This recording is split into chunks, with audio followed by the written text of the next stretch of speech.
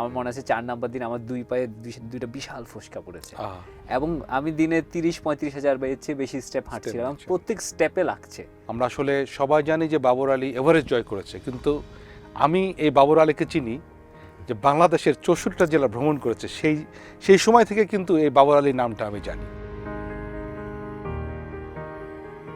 Initial plan ছিল 80 দিন, 70 থেকে 71 দিনের মতো হাঁটা, আর 8-9 দিন বা 10 দিনের মতো মাঝপথে আমি বিশ্রাম রেখেছিলাম। আচ্ছা, এই যে লম্বা পথে যে হাঁটছিলেন, এই যে শরীর উইক হয়ে যাচ্ছে, খাওয়া দাওয়া কি করতেন? এক হলো ট্রান্সপোর্ট, আমরা যে কোনো জায়গায় ভ্রমণ করতে সেটা পায়ে হেঁটে যাচ্ছেন? ট্রান্সপোর্ট আর অ্যাকোমোডেশন। আমার যেহেতু ট্রান্সপোর্ট, আমার দুই পা, মানে আমার দুই friend, right leg and left leg, এরা যেহেতু ছিল, আর একই সাথে অ্যাকোমোডেশন বাবদ আমার কোনো খরচ হয়নি। এটা শ্রীলঙ্কা হচ্ছে 615 কিলোমিটার, এটা ক্রস কান্ট্রি শ্রীলঙ্কা। হ্যাঁ, এটা পয়েন্ট প্যাড্রো, হ্যাঁ পয়েন্ট প্যাড্রো থেকে পয়েন্ট ডন্ডা। কাশ্মীর থেকে আপনি কন্যাকুমারীতে সাইকেল চালিয়ে গেলেন, এইটা আমার কাছে বেশি রোমাঞ্চকর মনে হয়েছে। পাহাড়ে আমি একটা লম্বা সময় যাচ্ছি, যে আমি যে একদম অনেক আগে থেকে প্ল্যান করে রেখেছি যে এভারেস্ট ক্লাইম্ব করতে হবে, এরকম ব্যাপার না। যে আমার ইচ্ছে ছিল হিমালয়কে একবার কাছ থেকে দেখব।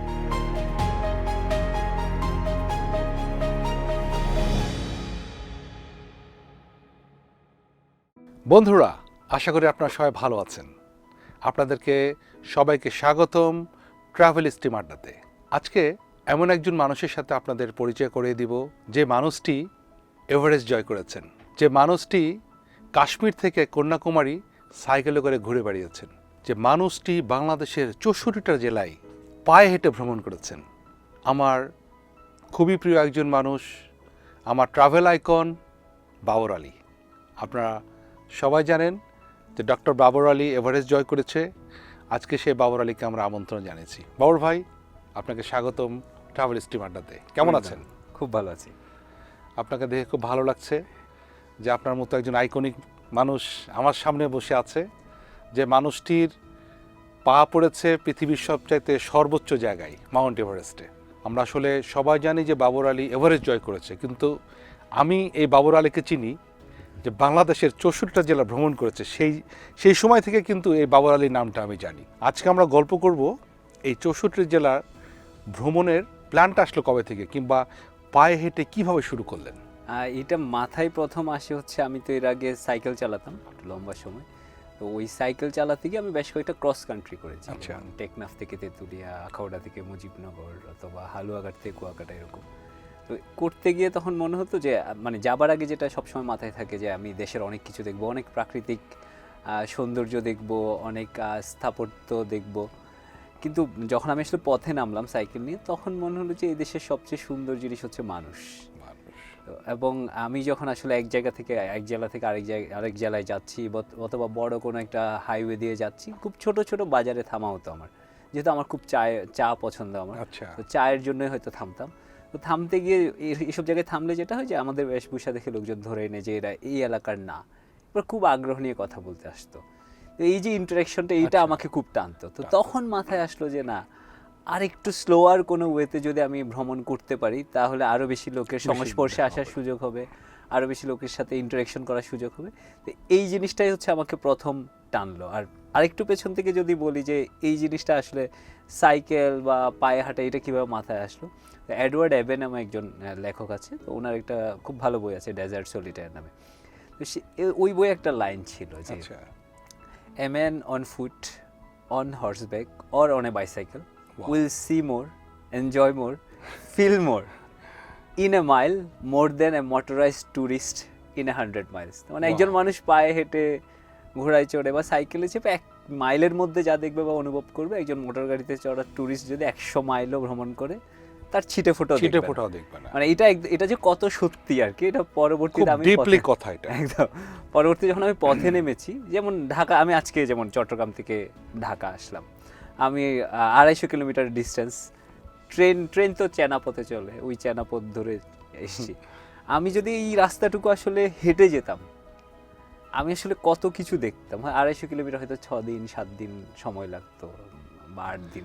মানুষ, প্রকৃতি, খাবার, একদম, মানে আমি যেভাবে দেখতাম, তাহলে হয়তো আমার এই জার্নির এসেন্সটাই বদলে যেত আর কি, আমার কাছে মনে হয়। তো এইটা বলবো আমাকে এডওয়ার্ড অ্যাবেই অনেকটুকু ইন্সপায়ার করেছে। এটা কত সালের ঘটনা বলছেন বাবর ভাই? মানে আমি ক্রস কান্ট্রিগুলো শুরু করেছি আসলে 2015 সাল থেকে। 15 সাল থেকে। আর আমি 64 জেলা হেঁটেছি 2019 সালে। 19 সালে শেষ দিকটায়। এটা কোথা থেকে শুরু করেছিলেন? আমার শুরুর জেলা ছিল আমাদের সর্বোত্তরের জেলা পঞ্চগড়ের একদম 0 কিলোমিটার যেটা চৌরঙ্গির ওখান থেকে শুরু করলাম। এরপরে ধীরে ধীরে হচ্ছে আমি প্রত্যেকটা জেলা দিকে, পঞ্চগড় থেকে ঠাকুরগাঁও থেকে আমি দিনাজপুরের 10 মাইল। এখানে একটু বলে রাখি যে প্রত্যেকটা জেলার হয়তো জেলা সদর আমি যাইনি, কিন্তু প্রত্যেকটা জেলা একদম জেলা ছুঁয়ে গেছি। যেমন আমি এরপরে গেলাম সৈয়দপুর, নীলফামারীর অংশ, আমি নীলফামারীর জেলা সদরে জানি। বগুড়ায় যেরকম হয়তো আমি শিবগঞ্জ উপজেলায় গিয়েছি। এইভাবে প্রত্যেকটা জেলা ছুঁয়ে গেছি। আপনার এই যাত্রাটা কত দিনের ছিল, কত লম্বা ছিল? ওকে, ইনিশিয়ালি আমার প্ল্যান ছিল 80 দিনের। তো 70 থেকে একবারে? হ্যাঁ, একবারে। আমি মানে ওই সময় 2019-এর জুন পর্যন্ত আমি একটা চাকরি করছিলাম। আমি তখন IOM বলে একটা অর্গানাইজেশন আছে, জাতিসংঘ অভিবাসন সংস্থা, সেটা চাকরি করতাম। এরপরে একটা আমি লম্বা সময় চাকরি করেছি, 20 মাস। আমার জীবনের সবচেয়ে লংগেস্ট ডিউরেশনের চাকরি এটা। আমার বাবা মাই খুব অবাক হয়ে গেল যে আরে আমার ছেলে ঠিকঠাক আছে তো। এরপরে আমি ভাবলাম যে না, আমি খুব মনোটোনাস কাজ ছিল, প্রত্যেকদিন একই জিনিস। তো আমার মনে হলো যে না, আসলে মানে আমি আসলে কি চাই জীবন থেকে। তো এই বোধোদয়টুকু আসার পরে মনে হলো যে না, আমি এটা আর করতে চাই না। এবং 6 মাস, এবং বাবাকে আমি বলে নিয়েছিলাম 6 মাসের একটা গ্যাপ নিব, যে আমি 6 মাস একটু নিজের মতো করে ঘুরতে চাই, মানে নিজেকে জানতে চাই আসলে আমি কি চাচ্ছি, লাইফটা কোন দিকে নিয়ে গেলে আমার জন্য ভালো হবে। একদমই, মানে আমার এই 6 মাস ব্রেকটা আমার পার্সোনালি মনে ছিল খুব দরকার ছিল। তো আমি এরপর পরই ফিরে আমি ইন্ডিয়ান হিমালয়তে যাই। ওখানে 3টা 6000 মিটার মাউন্টেন ক্লাইম্ব করতে যাই। ফিরে এসে আরও 3 মাস সময় আছে। আচ্ছা, এবং এটা আমার অনেক দিনের প্ল্যান যে আমি দেশটাকে এইভাবে একদম পায়ে হেঁটে খুব স্লোয়ার ওয়েতে দেখতে যাব। তো ইনিশিয়াল প্ল্যান ছিল 80 দিন, 70 থেকে 71 দিনের মতো হাঁটা, আর 8-9 দিন বা 10 দিনের মতো মাঝপথে আমি বিশ্রাম রেখেছিলাম। কারণ এটা প্ল্যানিং করতেই অনেক, মানে কারণ প্রত্যেকটা জেলা আপনাকে টাচ করতে হবে, ওইভাবে প্ল্যান করা, যাতে আবার একই জায়গায় দুবার আসতে না হয়। এইভাবে করে আমার প্ল্যান করতে অনেক সময় লেগেছে। এবং ওই রকম কারো তো হেল্পও, আমি এমন কাউকে চিনতাম না যে এটা আগে করেছে। তা আমি অবশ্য আবার এটাও ভাবি সবসময় যে মানে নিজে যদি আসলে কোনো প্ল্যান করি তাহলে সেটার সাথে আমার অ্যাটাচমেন্টটা অনেক বেশি ভালো হয় আর কি। এবং অনেকের হিস্টোরিক্যাল জায়গার প্রতি হয়তো ইন্টারেস্ট নেই, আপনার হয়তো আছে। অনেকে বনের পেছনে নাই, আপনার হয়তো আছে, তাই না? একদমই। বিখ্যাত মানুষের কাছে আমরা যখন যাই, একটা বিখ্যাত লোকের বাড়ি বা আমরা দেখতে চাই, অনেক হয়তো এটা স্কিপ করে যেতে পারে। সো নিজের মতো প্ল্যান করলেই একদমই। আর মানে এটা যতই বলে আমি ম্যাপে আসলে হয়তো মার্ক করেছি, গুগল ম্যাপ বা গুগল আর্থে, কিন্তু ওই যে এটার মূল মানচিত্রটা আমার মনে অনেক আগে ছিল। তো পরে এটা প্ল্যান করার পরে 80 দিনের প্ল্যান, এরপরে ভেবে রেখেছিলাম মাঝে মাঝে আমি হয়তো বিশ্রাম নিব, যেহেতু একটা লম্বা সময়ের আসলে জার্নি। তো লাকিলি যেটা হলো, প্রথম 6-7 দিন খুব টাফ ছিল। আচ্ছা, লম্বা সময় হাঁটা। হ্যাঁ, লম্বা সময় হাঁটা, এবং শরীরের উপর দিয়ে তো আসলে অনেক ধকল যাচ্ছিল। আমার মনে আছে 4 নাম্বার দিন আমার 2 পায়ে 2টা বিশাল ফোসকা পড়েছে, এবং আমি দিনে 30-35 হাজার বা এর চেয়ে বেশি স্টেপ হাঁটছিলাম, প্রত্যেক স্টেপে লাগছে। কিন্তু প্রথম 7-8 দিন যাবার পরে শরীর অ্যাডপ্ট করে নিল। এবং ওই যে আমার যে 80 দিনের প্ল্যান, সেটা 64 দিনের, লাকিলি মানে 64 জেলা 64 দিনে হয়েছে। হ্যাঁ, এবং আমি হেঁটেছি টোটাল 2701 কিলোমিটার পুরো জার্নিতে। আমি যদি অন অ্যান অ্যাভারেজ বলি, 64 দিয়ে ভাগ করি, সেটা 42.3 কিলোমিটার অন অ্যান অ্যাভারেজ প্রত্যেক দিন আমি হেঁটেছি, যেটা একটা ফুল ম্যারাথনের ডিস্টেন্সের চেয়ে অল্প একটু বেশি। তবে হ্যাঁ, আমি কয়েকটা দিন খুব অনেক লম্বাও হেঁটেছি, যেমন একদিন 57.5 কিলোমিটারও হেঁটেছি, আবার 28-29 কিলোমিটার হেঁটেছি। এরকম দিনও আছে যে আমার যে হয়তো যেখানে থাকার ব্যবস্থা হয়েছে ওইটুক পর্যন্ত যাচ্ছিলাম। তো এই ছিল মোটামুটি প্ল্যান, এবং 64 দিন এটা শেষ করেছি। আচ্ছা, এই যে লম্বা পথে যে হাঁটছিলেন, এই যে শরীর উইক হয়ে যাচ্ছে, খাওয়া দাওয়া কি করতেন? আচ্ছা, এক হলো আমি তো আমি বলছি যে পুষ্টিকর কোনো খাওয়া খেতেন কিনা, যেটা আপনাকে এনার্জি দিত? না, আমি খুব সাধারণ খাবার দাবারই খেয়েছি 64 দিনে। আমি হচ্ছে অ্যাকোমোডেশনের ব্যাপারে যেটা ছিল, আমি চেষ্টা করেছি যে আমার মানে চেনা গন্ডি, সবসময় যে চেনা বৃত্তের লোকজনের বাড়িতে থেকেছে এমনও না, চেনা হয়তো আমার বন্ধুর মামাতো ভাইয়ের শ্বশুর বাড়ির কারো এরকম কারো বাড়িতে গিয়েও থেকেছি, অনেক দূর সম্পর্ক। হ্যাঁ, একদমই।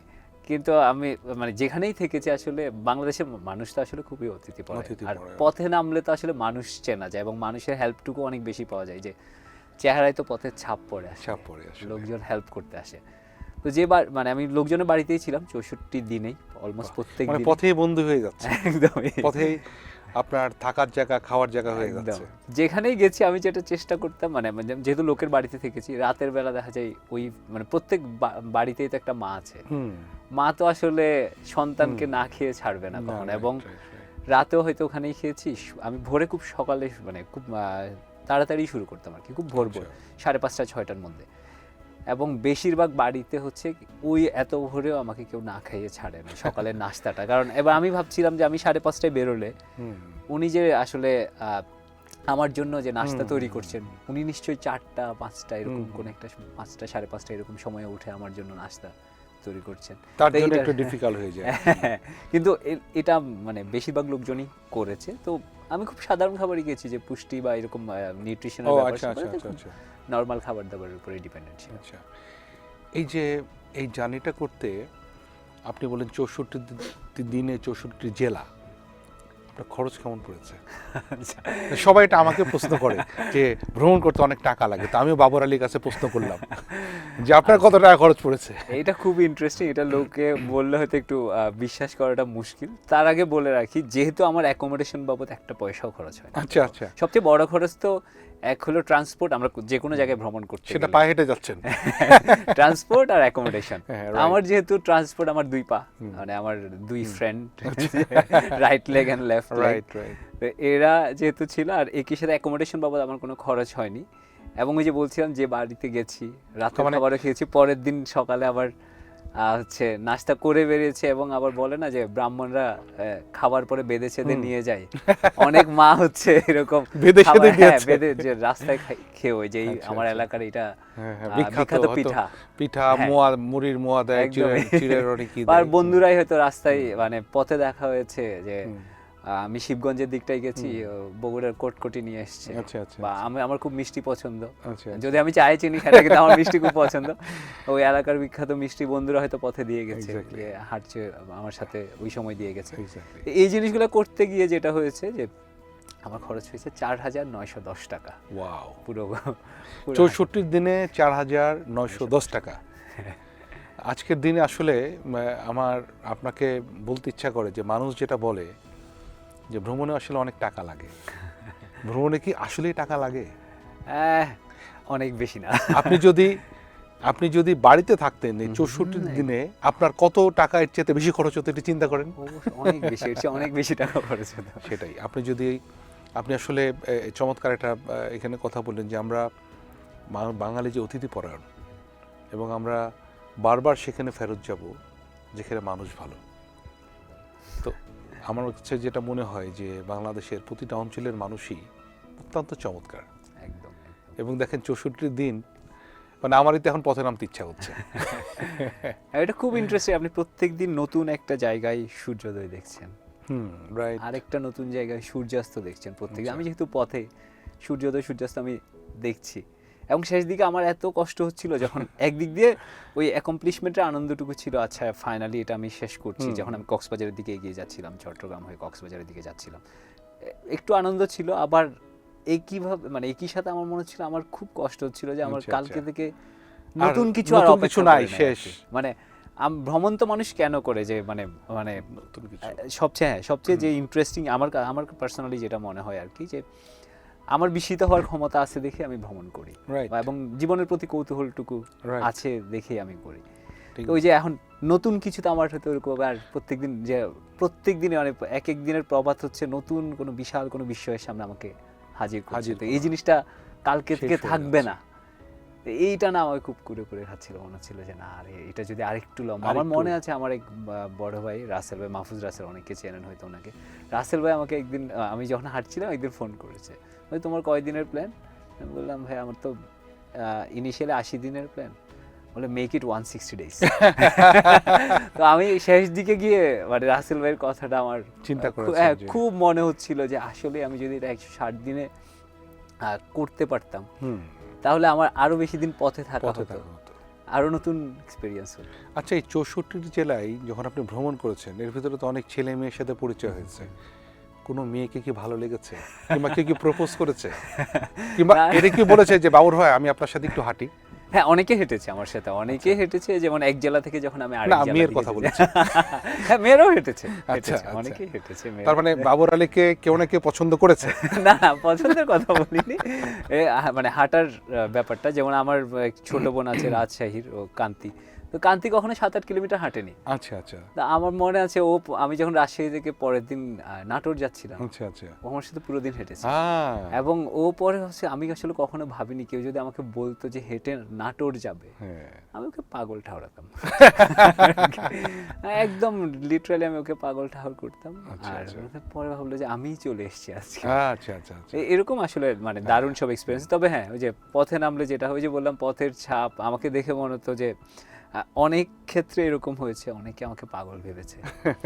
আমার তো একটা মানে হাঁটার সময় একটা মাথায় ছিল যে আমার নিরাপত্তার একটা ইস্যু ছিল, হ্যাঁ। যেটা আমার লম্বা একটা সময় হাইওয়ে দিয়ে হাঁটতে হবে, যে হাইওয়েগুলো আমরা অনেক সময় ভাবি হয়তো অতটুকু সেফ না, কিন্তু ওই যে মনে হয় আমার চেহারায় পথের ছাপ পড়েছে, তারপরে রোদে ঝড়ে বৃষ্টিতে একটু চেহারায় তো ওটার ছাপ আছে। ছাপ তো আছে। এই জন্য আমার আসলে এরকম কোনো অনাকাঙ্ক্ষিত কখনো পরিস্থিতি মনে হয় না, এই জন্য পড়তে হয়নি। তবে ওভারঅল তো লোকজন খুব ভালো, যে আমি অনেক জায়গায় তো ছোট্ট চায়ের মানে ছোট্ট কোনো টং দোকানে থেমেছি চায়ের জন্য, ওইখানে লোকজনের সাথে পরিচয় হলো, ও চায়ের বিলটা দিয়ে চলে গেলাম, বলেইনি, এরকম অসংখ্যবার। গল্প শুনতেই ভালো লাগে যে মানুষ কেন এত ভালো হয়। মাঝে মাঝে আমি মুগ্ধ হয়ে দেখি কিভাবে মানুষ এত ভালো হয়। আপনার বাংলাদেশের তো 64 জেলা, তো চমৎকার করে আমাদের 64 জেলার গল্প করলেন, কিন্তু আমি এটার চেয়ে বেশি ইন্টারেস্টিং আমার কাছে লেগেছে যে 64 জেলা এখন অনেকেই ঘুরছে, কিংবা সামনে হয়তো বা আরও অ্যাডভেঞ্চার প্রিয় মানুষ আসবে। কিন্তু কাশ্মীর থেকে আপনি কন্যাকুমারীতে সাইকেল চালিয়ে গেলেন, এইটা আমার কাছে বেশি রোমাঞ্চকর মনে হয়েছে। এটা যদি একটু বলতেন। আচ্ছা, এইটা মাথায় আসলো, এটা আমি করেছি 2023 সালে। এটা মাথায় আসলো যে টেকনাফ থেকে তেঁতুলিয়া যখন সাইকেল রাইডটা করলাম, আচ্ছা। এটা তো আমাদের দেশে সবচেয়ে লংগেস্ট Longest। হচ্ছে ক্রস কান্ট্রি রাইড সাইকেলে 1000 কিলোমিটার প্রায়। এরপরই মাথায় আসলো যে আচ্ছা, আরেকটু কঠিন কি করা যায়, আরেকটু ইন্টারেস্টিং কিছু করা যায় কিনা। তো তখনই আমার এক ছোট ভাই আছে সানি বলছিল, ভাই চলেন কাশ্মীর থেকে কন্যাকুমারী করি। ওর খুব শখ ছিল এটা। তো পরে যখন আমার আসলে টাইম মিললো, এবং প্রথম যে লোকটাকে আমি অ্যাপ্রোচ করলাম সেটা সানিকে বললাম। পরে ও ওই সময় বুয়েটে পড়ছে, ওর ফাইনাল ইয়ার, ও পরে যেতে পারলো না। কিন্তু আমার আরেকটু আগে থেকে পেছন থেকে বললে এরকম বলা যায় যে ভারত তো আসলে জিওগ্রাফিক্যালি অনেক ব্লেসড একটা কান্ট্রি, ভেরি ব্লেসড কান্ট্রি। একদম বলা যায় মরু থেকে মেরু সবই আছে আসলে। একটা দেশে জিওগ্রাফিক্যালি যা যা দরকার, একদম সবুজ পাহাড়, স্নো কেপড মাউন্টেন, মরুভূমি, ওশেন, স্থাপত্যকলার দিক থেকে উত্তর ভারতের সাথে দক্ষিণ ভারতের মিল নেই, মধ্য ভারত আর একটু ডিফারেন্ট। তো এই জিনিসটা না আমাকে খুব টানতো। আমার অসংখ্যবার ভারত যাওয়া হয়েছে, সেটা মূলত আসলে রক ক্লাইম্বিং কোর্স, যেটা আমরা শৈলারোহণ করি, তারপর মাউন্টেনিয়ারিং কোর্সের জন্য গিয়েছি, মাউন্টেনিয়ারিং এক্সপিডিশনের জন্য গিয়েছি নানান সময়ে। কিন্তু আমার মনে হচ্ছিল যে কোনো একটা জার্নিতে যদি আসলে পুরো ভারতটুকুর এসেন্সটুকু একটু পাওয়া যেত। তখন এই আইডিয়াটা আসলো, এবং 23 সালের প্রথম দিকে বেরোলাম। এবং এটা ইন্ডিয়ার সবচেয়ে লংগেস্ট যে হাইওয়ে, সেটা NH44 বলে, ন্যাশনাল হাইওয়ে 44, সেটা ধরে আমি শুরু করলাম কাশ্মীরের হচ্ছে যে জম্মু অ্যান্ড কাশ্মীরের যে রাজধানী শ্রীনগর থেকে, এবং শেষ হচ্ছে তামিলনাড়ুর যে কন্যাকুমারী, স্বামী বিবেকানন্দের স্মৃতি বিজড়িত সেই কন্যাকুমারীতে। এবং যাত্রাপথে আমি অনেকগুলো স্টেট, অলমোস্ট 11টা স্টেট, বেশ কয়েকটা ইউনিয়ন। 23 সালের ঘটনা বলছেন? 23 সালের প্রথম দিকে, এবং বেশ কয়েকটা ইউনিয়ন টেরিটরি হয়ে গেছে। এটা মানে ভারতে ঘুরতেও খুব অল্প পয়সা লাগে। কতদিন লেগেছিল এটা? 30 দিন, আমি প্রায় 4000 কিলোমিটার সাইকেল চালিয়েছি 30 দিনে। আচ্ছা। এবং এত ডাইভার্স এক্সপিরিয়েন্স হয়েছে আমার এই পুরো ভ্রমণে। যেমন আমার অ্যাকোমোডেশনের ক্ষেত্রে বলে, আমি মূলত থেকেছি গুরুদুয়ারাগুলোতে, শিখদের গুরুদুয়ারা, এবং শিখদের এই উপাসনালয়গুলো সব ধর্মের লোকের জন্য আসলে খোলা। এবং একই সাথে ওখানে লঙ্গর বলে একটা জিনিস, লঙ্গরখানা, আমার পাঞ্জাবে যাওয়ার অভিজ্ঞতা আছে, দেখেছি। ওই ফ্রি লঙ্গর, ওই খাবারটুকু থাকে, ল্যাক্টো ভেজিটেরিয়ান ডায়েট বলে, যেটা ভেজিটেরিয়ান ডায়েট মেইনলি। একই সাথে হচ্ছে যেহেতু যে মানে দুধ বেস যে প্রোডাক্টগুলো সেগুলো থাকে, ওই লাচ্ছি, খাবারটুকু মাঠা। ওই খাবারটুকু পাওয়া যায়। এবং একই সাথে যেটা চাই ওরা হচ্ছে যারা আছে ওরা হয়তো আমাকে মানে যারাই ওখানে থাকে ওটা থাকা তো ফ্রি, বলে হয়তো উঠোনটা একটু ঝাড় দিয়ে দাও, আমি সেটা খুব Willingly করতে রাখে। খুশি মনেই করতাম। তো এইটা খুব দারুণ এক্সপিরিয়েন্স। উপরের দিকে আমি যখন উত্তর ভারতের দিকটাই ছিলাম সে মূলত গুরুদ্বারাগুলোতে থাকতাম। এরপরে আমি থাকতে শুরু করলাম ধাবাগুলাতে। আমরা যেরকম দেখি রোড সাইড যে হাইওয়ের পাশে যে ধাবাগুলো আছে, জি। চার পাইগুলা থাকে, হুম। ওগুলাতে মেইনলি ট্রাক আর লরি ড্রাইভাররা খেতে আসে। খেতে আসে। ওগুলাতে থাকতে ওখানে শুরু কি করি- ফ্রি থাকতেন? হ্যাঁ, ওখানে ফ্রি, কারণ আমি আচ্ছা, রাতের মিলটা খাচ্ছি। আচ্ছা আচ্ছা। এবং ওই চার পাইগুলাতে মূলত লোকজন বসে খায়। আমি 10টার দিকে বলতাম যে আমি এক কোণা একটু ঘুমিয়ে পড়ি একটা আচ্ছা আচ্ছা। কোন একটাতে, এবং ওরা উইলিংলি কখনোই ধাবাগুলো কোথাও বেশ আসে। বড় তো। বেশ বড় এবং ওখানে কত রকমের লোকের সাথে আসলে পরিচয় হয়। আর এরপরে আরেকটু নিচের দিকে যখন গেলাম তখন একটু ধাবার সংখ্যা কমে গেল। আমি আসলে শুরু করলাম পেট্রোল পাম্পগুলোতে থাকা। So I was carrying a small tent, single person tent, এবং আমি সেটা দিয়ে হচ্ছে পেট্রোল পাম্পগুলোতে থাকতে শুরু করলাম। এবং এই যে এক্সপিরিয়েন্সটা আর কি, পুরো যে বলে না প্রত্যেক 50 কিলোমিটার পর পরে একটু ভাষা বদলে যাচ্ছে, ফুড হ্যাবিট বদলে যাচ্ছে, এই জিনিসটা আসলে এক্সপিরিয়েন্স করে যাওয়া পুরো জার্নিতে, এইটা দারুণ অভিজ্ঞতা ছিল। আরেকটা সবচেয়ে ইন্টারেস্টিং যে জিনিসটা আমি দেখছি, আমার কাছে লেগেছে হাইওয়েতে, কোশ মিনার বলে একটা জিনিস আছে। আমরা এখন যেরকম মাইলস্টোন লেখা থাকে আমাদের এখানে, যে হাইওয়ের পাশে ঢাকা এত কিলোমিটার, চট্টগ্রাম আর এত কিলোমিটার বাকি, আমাদের তো এরকম হলদে একটা পাথরের মধ্যে সিমেন্টের একটা ব্লকের মধ্যে লেখা থাকে। তো এই কোশ মিনারগুলো দিয়ে আসলে ক্রোশ মিনার, আমরা আগে যে বাংলায় যে দূরত্ব মাপক আমি বলবো যে শব্দটা ছিল, আমরা বলতাম বহুদিন ধরে বহু ক্রোশ, এরকম করবে ক্রোশ যে শব্দটা ছিল। তো এক ক্রোশ মানে আমি ভুল না করে থাকলে 2 মাইল বা 3.20 কিলোমিটার। এইগুলো ছিল মুঘল আমলে তৈরি মাইলস্টোন। হ্যাঁ, মুঘল আমলে বেশ লম্বাগুলো। এবং এক সময় তো বলে তো যে জিটি রোডটা সেটা আমাদের টেকনাফ থেকে একদম আফগানিস্তানের কাবুল পর্যন্ত ছিল, যে মানে দেশে বিদেশের, মুস্তাফা আলী দেশে বিদেশে খুব ভালো বর্ণনা আছে এটা। তো ওই আমাদের এই দিকটায় তো আর এরকম কোনো কিছু অবশিষ্ট নেই। ওরা তো আসলে প্রত্যেক ক্রোশ পর পর এরকম কোশ মিনার বানিয়েছিল।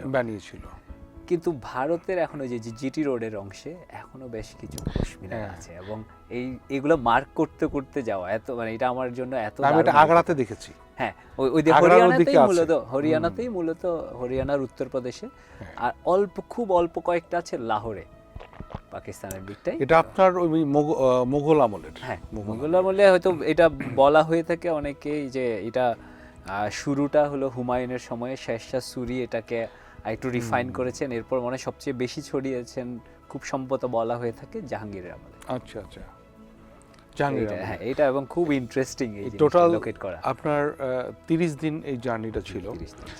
এই 30 দিন জার্নিতে আপনার খরচ কেমন গেল?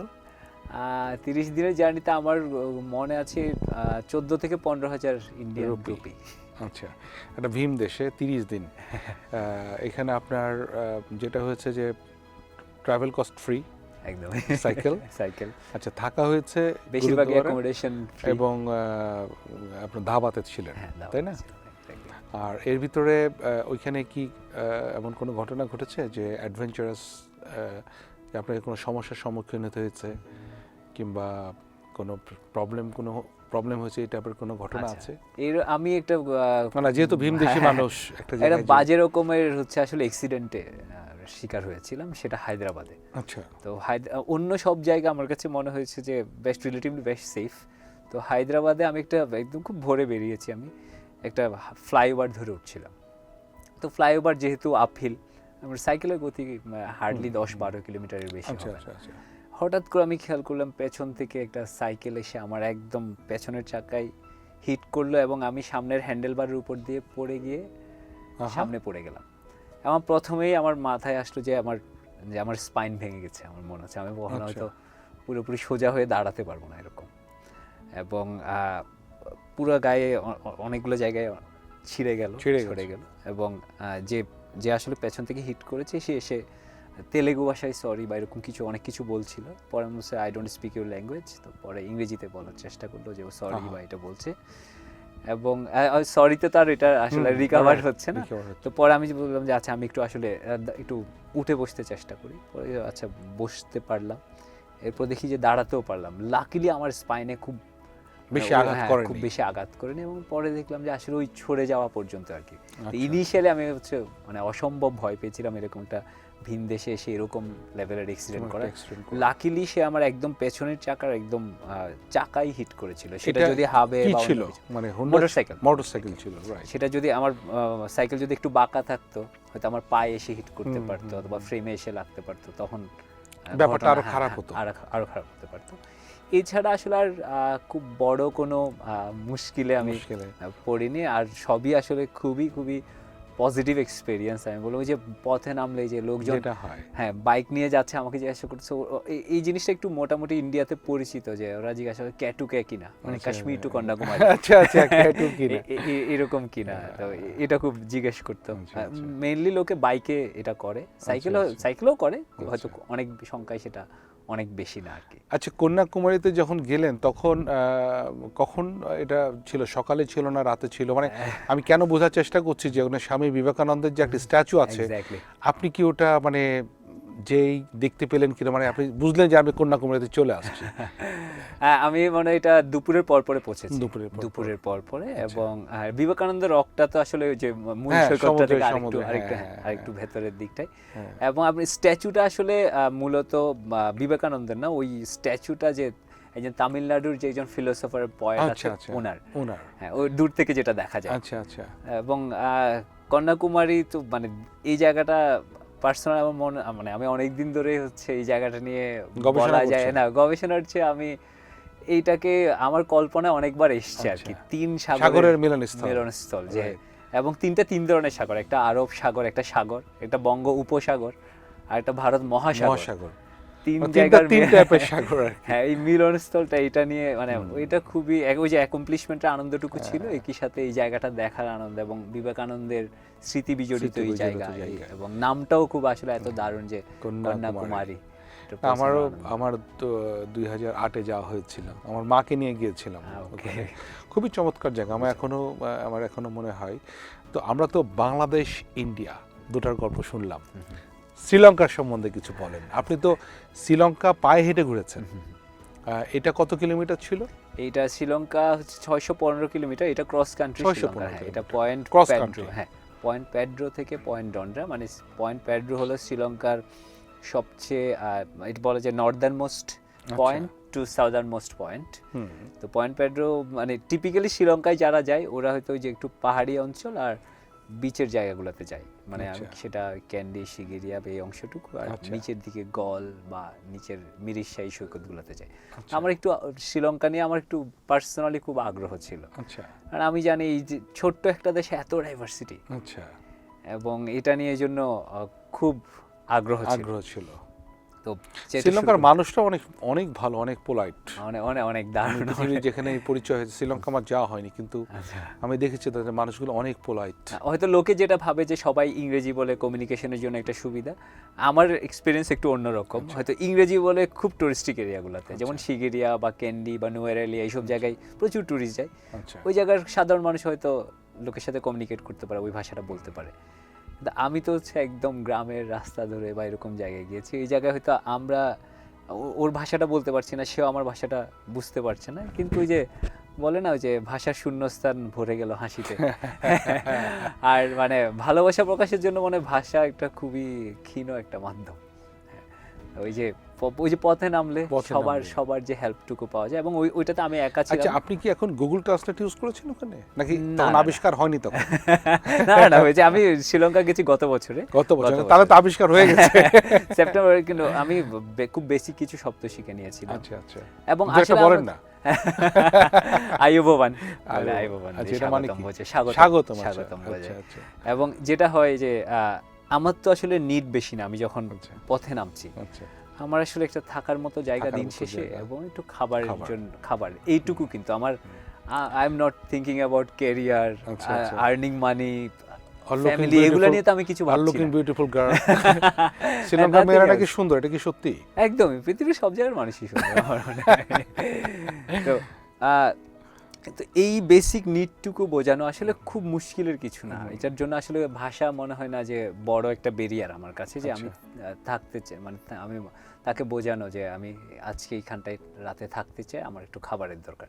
এটা বোঝানোর জন্য মনে হয় না যে আসলে ভাষা জানাটাও মানে খুব ইম্পর্টেন্ট কিছু না আর কি দিন শেষে। তবে গুগল ট্রান্সলেট হওয়ার পর আমাদের পৃথিবীটা অনেক ইজি হয়ে গেছে।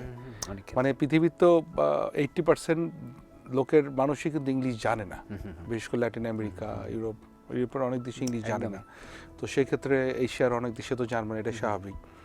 গুগল ট্রান্সলেট হতে আমাদের লাইফটা অনেক ইজি হয়ে গেছে। ইভেন শ্রীলঙ্কা তো, যেমন আমি শ্রীলঙ্কার আমি শুরু করেছি হাঁটাটা শুরু করেছি হচ্ছে নর্দার্ন পার্ট থেকে।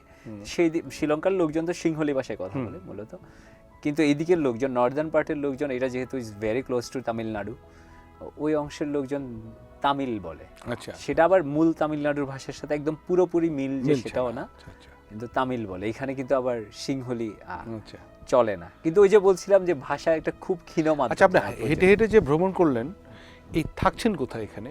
শ্রীলঙ্কার ক্ষেত্রে যেটা হয়েছে, শ্রীলঙ্কায় মূলত আসলে আমি হোমস্টে গুলাতে। আচ্ছা, হোমস্টে। এটা আবার খুব মানে কাউচ সার্ফিং? কাউচ সার্ফিং করিনি একদম। আমরা যেহেতু 3 জন ছিলাম ইনিশিয়ালি, আমরা শুরু করেছিলাম 3 জন, আমি, জুমন ভাই আর সাইফুল ভাই। সাইফুল ভাই সেকেন্ড দিন পরে উনি ফেরত আসেন, আমরা 2 জন পরে শেষ করেছি। আমরা মূলত হোমস্টে গুলা বেছে নিয়েছিলাম। আর ওই দিকটাই যেমন আমি শ্রীলঙ্কার সাউথে যেরকম ট্যুরিজম ডেভেলপ করেছে, নর্থে কিন্তু লোকজন যায় না আসলে, যেহেতু শ্রীলঙ্কা একটা সিভিল ওয়ারের মধ্যে দিয়ে গেছে। 26 ইয়ার্স লং একটা সিভিল ওয়ারের মধ্যে ছিল, এবং জাফনা, কিলিনচ্ছি, এই জায়গাগুলো আসলে ওই সিভিল ওয়ারের একদম বলা যায় হটস্পট ছিল। এবং এখনো ওইখানে অসংখ্য জায়গা আছে। আমার মনে আছে যে সবচেয়ে ইন্টারেস্টিং যদি শ্রীলঙ্কা নিয়ে কেউ কিছু বলে, আমার মনে হয় যে আমি মাইনফিল্ড দেখেছি জীবনে প্রথমবারের মতো। আমি যখন ইউএনএ চাকরি করতাম, আমাদের একটা আলাদা সেফটি সিকিউরিটি কোর্স করতে হয় ইউএনডিএসএস এর। তো ওখানে মাইন সম্পর্কে পড়েছি, এরকম মাইনফিল্ডের মধ্যে দিয়ে যেতে হলে বা এরকম থ্রেট থাকলে কি করতে হয় সেটা জানতাম, কিন্তু ফিজিক্যালি কিন্তু আমি কখনো মাইনফিল্ড দেখিনি। এবং এই মানে গৃহযুদ্ধ শেষ হয়েছে 2009 সালে, এতগুলো বছর, আমি গত বছর গিয়েছি, এতগুলো বছর পরও ডিমাইনিং চলছে এখন। মাইলের পর মাইল জমি পড়ে আছে যেখানটায় কেউ চাষবাস করছে না। কারণ ওখানে হয়তো কেউ একজন চাষবাস করতে যাওয়ার পরে তার অঙ্গহানি হচ্ছে, একটা মাইন ব্লাস্ট হয়ে যাচ্ছে। এই জিনিসটা আমার কাছে মনে হয় যে মানে এটা তো লাইফ থ্রেট প্লাস, একদম এটা তো একটা অনেক বড় একটা অ্যাডভেঞ্চারাস বিষয় যে আমি এর মধ্যে হেঁটে যাব। এটাও তো একটা নিজের কাছে সবসময় মানে ফিল হবে যে যদি একটা অ্যাক্সিডেন্ট ঘটে কিংবা এই কাজটা করছি। খাওয়া দাওয়া কি করতেন? আমি যেটা শুনেছি শ্রীলঙ্কার মানুষটা প্রচুর নাকি নারকেল দেয় প্রতিটা খাবারে, এটা কিভাবে আপনি মানিয়ে নিয়েছিলেন? আমার পৃথিবীর কোনো খাবারে কোনো অসুবিধা নেই, আমার মানিয়ে নিতে খুব একটা অসুবিধা হয় না, এবং আমি খুব আগ্রহ নিয়ে ওদের নতুন জিনিস ট্রাই করেছি, প্রত্যেকটা মানে ডিফারেন্ট কুইজিন, এবং প্রত্যেক বেলা আমি চেষ্টা করতাম একটু ডিফারেন্ট কিছু খাওয়া যায়, কারণ খাবারটাও আমার কাছে এক্সপিরিয়েন্স। এবং ফুডকে বলা হয় সবসময় যে one of the biggest leveller, সব মানুষকে একই লেভেলে নিয়ে আসে। মাউন্টেনও অনেকটাই তাই, মাউন্টেনের কাছে মানে আপনি কে, how rich you are, how poor I am, এটা একদমই ম্যাটার করে না। খাবারের ক্ষেত্রেও তাই একদমই। তো আমি চেষ্টা করতাম একটু নতুন নতুন কিছু ট্রাই করার সব সময়। এবং আমার একটা খুব ফেভারিট শ্রীলঙ্কান ডিশ আছে, কত্তু বলে। প্রথমে রুটি বানানো হয়, রুটিটাকে ছোট ছোট স্লাইস করা হয়, এরপরে এবার সবজি মিশিয়ে এটা খাওয়া হয়। এটাও হয়তো খুব বেশি খাওয়া হতো, কিন্তু আমি প্রত্যেক বেলায় নতুন কিছু ট্রাই করেছি। এবং এই নারকেল তেল নিয়ে যেটা লোকজন হয়তো বলে থাকে, আমার সবাই you should try, you will love it. এই অ্যাডভেঞ্চারের গল্প যখন শুনছি, তখন তো আমার মন চলে গেছে শ্রীলঙ্কায়, মন চলে যাচ্ছে কন্যাকুমারীতে, মন চলে যাচ্ছে পঞ্চগড়ে। কিন্তু আমরা যে বাবর আলীকে এখন যে চিনি, সেই বাবর আলী বিখ্যাত কিন্তু মাউন্ট এভারেস্টে উঠেছে। এবং শুধু সেটাও না, আপনি পৃথিবীর আরও অনেকগুলো বড় বড় পর্বতে আপনি উঠেছেন। এভারেস্টে যে উঠলেন, এই প্ল্যানটা করছেন কবে থেকে, কিংবা এভারেস্টে ওঠার গল্পটা যদি একটু বলতেন। আমি তো আসলে একদম বলা যায় যে ছোটবেলা থেকে আমি traveller, by born armchair traveller, পড়তে পছন্দ করতাম। এবং বইয়ের সবচেয়ে মজার ব্যাপার হলো it's like magic carpet, you could travel anywhere without moving an inch, এখানে বসে। তো এরকম পড়তে গিয়ে যে প্রথম পরিচয় হলো, মানে প্রথম আমি হিমালয় শব্দটা শুনি হচ্ছে টিনটিন পড়তে গিয়ে, টিনটিন ইন টিবেট, পরে তিব্বতে টিনটিন, সেটা আচ্ছা, পড়তে আচ্ছা। গিয়ে প্রথম হিমালয় হিমালয় শব্দটা শব্দটা শুনলেন। ইয়েতি নামে শব্দটার সাথে Right. পরিচয় হলো। ইয়েতিটা আমিও শুনেছি। এরপরে যখন আরেকটু বড় হলাম তখন আমার জীবনে এলো বিভূতিভূষণ বন্দ্যোপাধ্যায় চাঁদের পাহাড় নিয়ে, এবং সেই দুই ডুইও আমি বলবো যে শঙ্কর আর ডিয়েগো আলভারেজ, এবং আমার চাইল্ডহুড হিরো ছিল এরা, আমি এদের মতো হতে চাইতাম।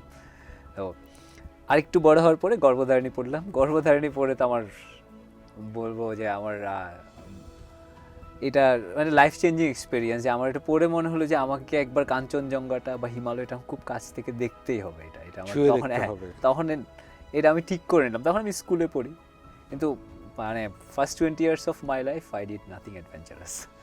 প্রথম আমি বান্দরবান যাই হলো আমি মেডিকেল সেকেন্ড ইয়ারে পড়ি চট্টগ্রাম মেডিকেল কলেজে, তখন ফার্স্ট টাইম যাই, এবং প্রথম গিয়েই মনে হলো যে this is the place I always wanted to be, এবং এরপরে যেতে থাকলাম। তো যেটা হয় যে পাহাড়ে আমি একটা লম্বা সময় যাচ্ছি, যে আমি যে একদম অনেক আগে থেকে প্ল্যান করে রেখেছি যে এভারেস্ট ক্লাইম্ব করতে হবে এরকম ব্যাপার না, যে আমার ইচ্ছে ছিল হিমালয়কে একবার কাছ থেকে দেখবো। যেতে যেতে আমার ট্র্যাকমেটরা বলে আরে ইউ আর ডুইং গুড, তোমার একটু নেক্সট লেভেলে যাওয়া দরকার। এরপর আমি নেপালে ট্র্যাক করতে শুরু করলাম, এবার 5000 মিটার মাউন্টেন, 6000 মিটার মাউন্টেন। এরপরে সবার মনে একটু অবচেতন মনে হলেও থাকে যে আচ্ছা কখনো যদি এভারেস্টে যাওয়া যায়, বলা তো যায় যে এভারেস্টকে পর্বতকুলের শিরোমণি বলা যায়, এইভাবেও কিন্তু বলা যায় যে আচ্ছা যে এভারেস্ট একদম পৃথিবীর সর্বোচ্চ বিন্দু। তো একদম মানে আমার মাথায় যেটা যখন আসলো যে এভারেস্ট এবার ক্লাইম্ব করার হাই টাইম, সেটা হলো আমি 22 সালে আমাদাবলাম ক্লাইম্ব করলাম। আচ্ছা। এটা 22,349 ফিট উচ্চতার, এবং এভারেস্ট রিজিয়নে, এবং বলা হয় তাকে হিমালয়ের one of the most technical mountain. এইটা ক্লাইম্ব করার পরে এবার আমার মনে হলো যে না ইটস হাই টাইম আচ্ছা। প্ল্যান করার, এবং এভাবেই মোটামুটি এবার এগোতে থাকলাম, প্রস্তুতি নিতে থাকলাম, এবং ফাইনালি আসলে ব্যাক ইন 2024 এভারেস্ট, এবং একই সাথে যেটা চতুর্থ সর্বোচ্চ পর্বত এভারেস্টের যে নেইবার মাউন্টেন লোকসে, এই দুটো ক্লাইম্ব করার সৌভাগ্য হলো আর কি। না, আমার একদমই মনে আছে যে যেহেতু আপনি আমার ফেসবুক ফ্রেন্ড দীর্ঘদিন, আমি দেখছিলাম পুরো আপনার ট্রিপটা, অভিযানটা আপনি কেমন করে নিয়ে গেছিলেন, এবং নেমে আসলেন। নেমে আসার পরে আমরা আবার চিন্তা করছি যে এর এনার্জি আছে কিনা আসলে। আবার ভাবলাম না যে উঠবেন, এটা তো আরেকটা লুৎসে আর একটা স্ট্রং পর্বত, এবং অনেক খাড়া পর্বত। এখন ওটা চিন্তা করছিলাম যে এখানে কেমন করে উঠবেন, কেমন করে নামবেন। হ্যাঁ, এবং এখন যেটা মনে হচ্ছে আপনার সাথে গল্প করে, যে আপনার এই পা দুটো, আপনি যে 64টা জেলা ঘুরেছেন, মানে তখন থেকে মনে হয় এই পা দুটো এভারেস্টের জন্যই তৈরি হচ্ছিল। তবে এভারেস্ট মানে এটা অনেকে বলে Everest is not my dream mountain. আমার কখনো যে খুব যে এভারেস্ট নিয়ে অনেক বেশি ফ্যাসিনেশন ছিল না। এখনো I am yet to climb my dream mountain, যেটা নাঙ্গা পর্বত। আচ্ছা, Annapurna one was also one of my dream mountain. তবে আমার মনে হয় যে আমার কাছে যে অন্নপূর্ণাতে সামিট করেছেন, অন্নপূর্ণা আমি এই বছরে ক্লাইম্ব করেছি 25 সালের। মানে একটা ড্রিম ট্রু হয়েছে। আরেকটা ড্রিম মাউন্টেন আছে নাঙ্গা পর্বত, যেটা মানে এভারেস্টটা কি by accident? Everest was necessary আমার মানে একদিক দিয়ে, যে আমি যেহেতু আরো অনেকগুলো মাউন্টেন ক্লাইম্ব করতে চাই, যে এভারেস্টের মতো পর্বত তো আসলে এইটার যে অর্থের পাহাড়, এটা আসলে ডিঙানো অনেক মুশকিল। তো হয়তো পরের মাউন্টেনগুলো আমার জন্য একটু সহজ হবে যদি আমি এভারেস্ট ক্লাইম্ব করে থাকি, সেই সেন্স থেকে আসলে অনেকাংশে আমি বলবো এভারেস্ট। চমৎকার আপনার বর্ণাঢ্য জীবন। আমার মানে আপনি আসলে আমার সবসময় মনের ভিতরেই ছিলেন। আপনি অনেক মানুষেরই এরকম স্বপ্ন পুরুষ বলতে পারেন, যে একটা মানুষ সাইকেলে করে, পায়ে হেঁটে, রিয়েল হিরোরা আসলে এইভাবেই ঘুরে। ইবনে বতুতা যেভাবে ঘুরেছে, হিউয়েন সাং ঘুরেছে, কিংবা মার্কো পোলো ঘুরেছে। অনেক উজ্জীবিত হচ্ছে আমি নিজেও। আমাদের ভবিষ্যৎ প্রজন্ম কিংবা ইয়াং জেনারেশনের জন্য আপনি যদি কিছু বলতেন। আমি এটা বিলিভ করি যে সবার পর্বতারোহী হওয়ার দরকার নেই, সবার এভারেস্ট ক্লাইম্ব করার দরকার নেই। প্রত্যেকের জীবনে like there are very different mountains to climb. তো যে যেটা করছে সেটার নিশ্চয়ই একটা এভারেস্ট আছে। যে গান করছে সে যদি ভাবে যে আমি আন্তর্জাতিক লেভেলে বাংলাদেশকে রিপ্রেজেন্ট করব, সেটা সে যেদিন করতে পারবে এভারেস্ট আরোহণের আনন্দ অবশ্যই পাবে। সো আমি বলতে চাই যে ক্লাইম্ব ইউর ওন এভারেস্ট। আপনাকে অসংখ্য ধন্যবাদ মূল্যবান সময় দেওয়ার জন্য, এবং আমাদের স্টুডিওতে এসে আপনার এই পুরো অ্যাডভেঞ্চার জীবনের গল্পগুলো বলার জন্য। আপনাকে এবং ঢাকা স্ট্রিমকে অসংখ্য ধন্যবাদ। সব মানুষ চাইলে পারেই শুধু এভারেস্টে উঠতে পারে না, মানুষ চাইলে পারে সব কিছুই করতে পারে, যেটার উদাহরণ কিন্তু বাবর ভাই। আপনারা সবাই ভালো থাকবেন। আপনাদের সাথে আবারও দেখা হবে স্ট্রিম ট্রাভেলে নতুন কোনো অতিথির সাথে। ধন্যবাদ।